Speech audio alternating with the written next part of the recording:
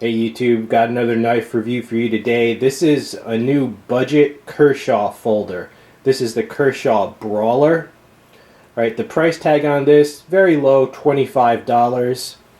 It is a spring assisted knife, and the blade length is 3¼ inches. The steel is 8CR13 MOV, which is an inexpensive, it's basically Chinese stainless steel. The same steel used in the Kershaw Tremor, as well as the Spyderco Tenacious and Resilience. And as you can see, it is a black coated blade, American Tanto style tip with a rounded sub tip, FRN handle scales I should say, with some raised texturing on it, kind of a maze pattern. Alright, and here you see a close-up of the knife. You see it is semi-closed construction with a textured spacer there. Liners, steel liners. Those liners are stone-washed, which I find strange, but they are stone-washed liners.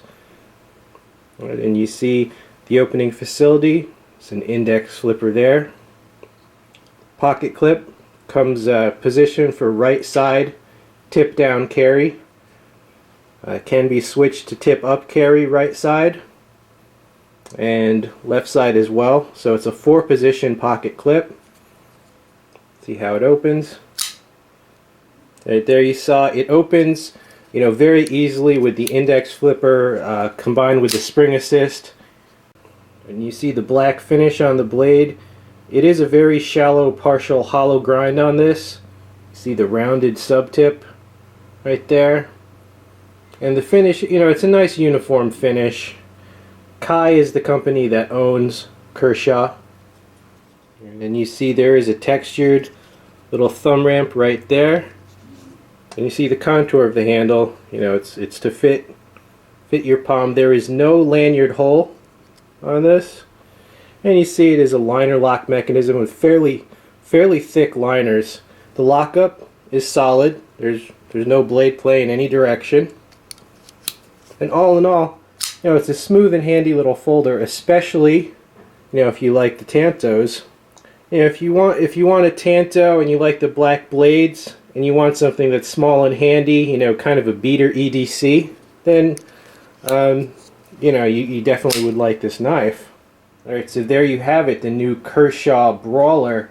Now, the reason I review cheaper knives like this is because, not everybody is some kind of collector. In fact, the majority of people are not collectors, even though I very much enjoy collecting.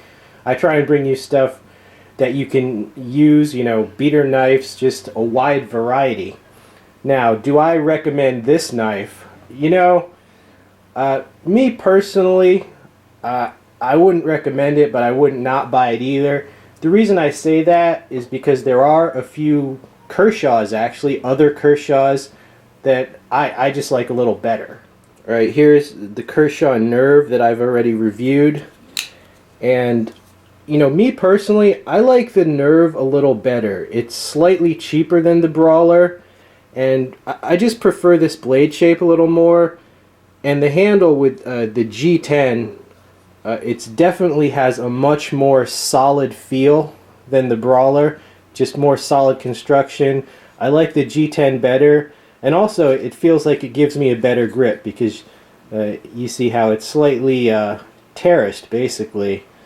So as a small work knife, me personally, I would probably pick the Nerve. Alright, and another knife in the same size category and pretty much the same price, $25, the Kershaw Burst. I must admit, I also like this knife a little bit better than my Brawler. The reason... well, I like the stonewashing they've done with this. You can see it's very nice stonewashing, and I just personally prefer this type of drop point just a little better than the Tanto. But that's personal preference, I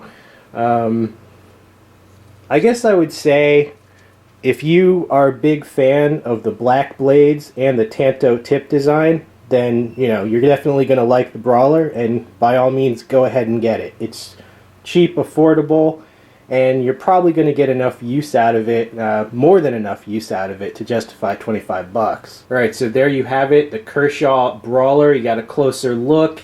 And, you know, I gave my honest opinion.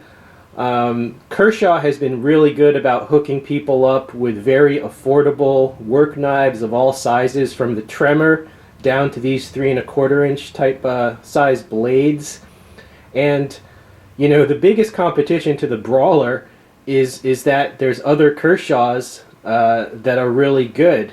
So some of it comes down to preference. I will be reviewing the Burst very soon as well.